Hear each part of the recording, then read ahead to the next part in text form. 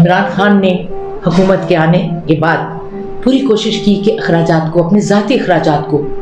کم کیا جائے، اور جس قدر ممکن تھا عمران خان نے اپنے ذاتی اخراجات کم کیے، دورے کم سے کم رکھے،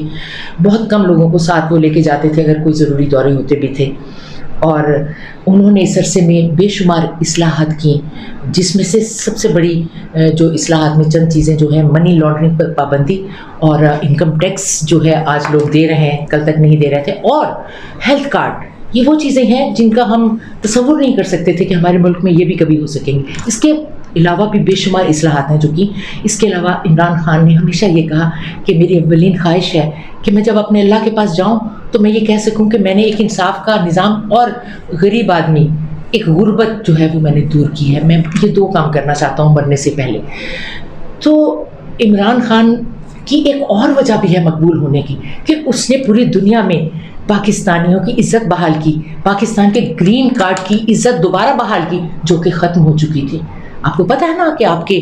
جو ایکس پرائم منسٹر تھے، ان کے لندن کے ایئرپورٹ پر کپڑے اتروا کر ان کی تلاشی لی گئی تھی، کیونکہ انہوں نے کہا کہ آپ ایماندار لوگ نہیں ہیں۔ عمران خان نے وہ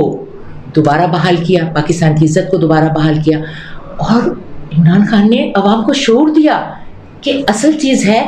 کہ آپ ایک غیرت مند انسان بن کر جئیں، آپ ایک ایسے پاکستانی بن کر جئیں کہ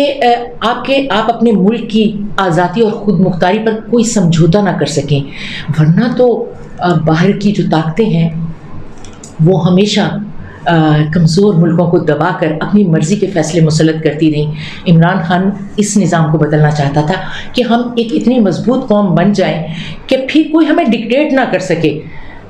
پچھلے سالوں میں جو ڈرون حملے کیے گئے، یا جیسے کہ اب ان کی یہ خواہش تھی کہ کسی طرح پاکستان کے فوجی اڈے جو ہیں وہ بھی ہمیں وہاں پر بھی رسائی حاصل ہو جائے، جس کے بارے میں عمران خان نے ایبسولوٹلی نوٹ کہا، اور ترجمان فوج نے بھی یہی کہا کہ بالکل ہم بھی ایسا ہی کہیں گے، ایبسولوٹلی نوٹ۔ تو یہ وہ چیزیں ہیں جو کہ ایک پاکستانی کو، یا ایک پاکستان کو، ہمارے ملک کو ایک بڑا ملک بنا رہی تھی، اور جس پر عمران خان ڈٹا ہوا تھا۔ عمران خان نے کوئی کمپرومائز نہیں کیا، جس پر بیرونی سازش کے ذریعے حکومت چینج کی گئی، اور پاکستانی آج عمران خان کے ساتھ کھڑے ہیں۔ عمران خان کے جلسوں میں اتنے لوگ ہیں کہ ان کو گنا نہیں جا سکتا۔ آپ سوچ سکتے ہیں کہ جب پورا عوام کا سمندر آ جائے تو پھر وہ لیڈر کتنا بڑا ہوگا، اور اس کو کوئی نہیں روک سکتا۔ یہ جو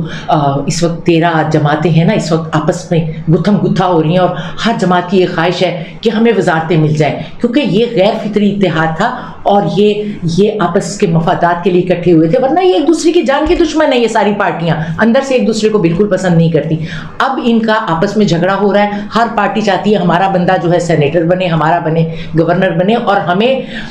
وزارتیں بڑی بڑی ملیں جس میں مال پانی بھی بنایا جا سکے۔ تو وہ اب دیکھتے ہیں ان کا انجام کیا ہوتا ہے۔ ابھی تو آپ تماشا دیکھیے ہوتا کیا ہے، یہ لوگ اس طرح بے عزت ہوں گے کہ دوبارہ انہیں سر چھپانے کی جگہ نہیں ملے گی، اور انشاءاللہ تعالی عمران خان جو ہے 2/3 اکثریت لے کر کامیاب ہوگا، پھر اسے کسی اتحادی پارٹی کی ضرورت نہیں ہوگی۔ پھر انشاءاللہ تعالی میری تو خواہش ہے کہ اس ملک میں صدارتی نظام آئے تاکہ عمران خان انڈیپینڈنٹلی فیصلے کر سکے، اور اگر یہ نظام پہلے سے موجود ہوتا تو یہ لوگ جو ہے نا، یہ کنوکٹڈ ہیں کچھ، اور کچھ تو بھاگے ہوئے نا ملک سے باہر، اور کچھ لوگ جن پر فرد جرم ثابت بھی ہو چکی ہے، ان لوگوں کو اب تک عمران خان سزائیں دے چکا ہوتا اگر اس کے ہاتھ بندھے ہوئے نہ ہوتے۔ لیکن انشاءاللہ تعالی ہمیں اپنے لیڈر کی صحت اور زندگی کے لیے دعا کرنی چاہیے کہ وہ دوبارہ ہمارے درمیان آئے اور ہمارے ملک کو دنیا کا عظیم ملک بنا سکے۔ پاکستان زندہ باد۔